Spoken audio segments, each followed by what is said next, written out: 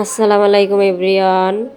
এই তো ড্রাগন ফল ছেলতেছিলাম, তারপর একটু এই যে কাটতে আসলাম। মাশাআল্লাহ কতটা সুন্দর ফলটা, রসালো একদম, অনেক সুন্দর।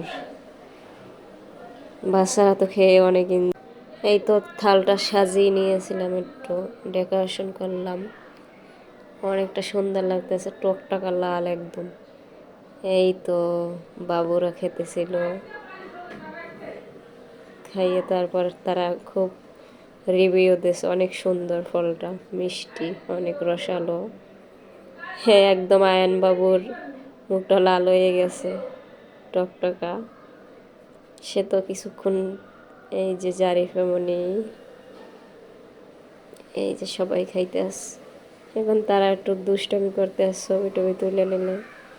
এই যে খাইয়ে সে কিছুক্ষণ পর পর জিভ রেবাই করে দেখায়, সে তার মুখটা খুব লাল হয়ে গেছে। এই যে কীভাবে ক্যামেরার দিকে তাকাই আছে আমার বাবাটা, মাশাআল্লাহ অনেক এনজয় করে খাইতেছে। এই যে জিভ রেবাই করে দেখাইতেছে সে, মাশাআল্লাহ মাশাআল্লাহ। ফ্যামনি অনেক দিন ধরে অসুস্থ ছিল, এই জন্য অনেক শুকিয়ে গেছে। আর আম্মুটা, এই যে দুই ভাই বোনে খুব এনজয় করে খাইতে আছে। ফলটা আসলেই খুব সুস্বাদু ছিল, মিষ্টি। এই যে আমি দুষ্টমি করে একটু ভিডিও করে নিলাম। এ বাবু এদিকে তাকাও, সে তো ক্যামেরার দিকে তাকাইতে আসছিল না, খাওয়া নিয়ে খুব ব্যস্ত ছিল।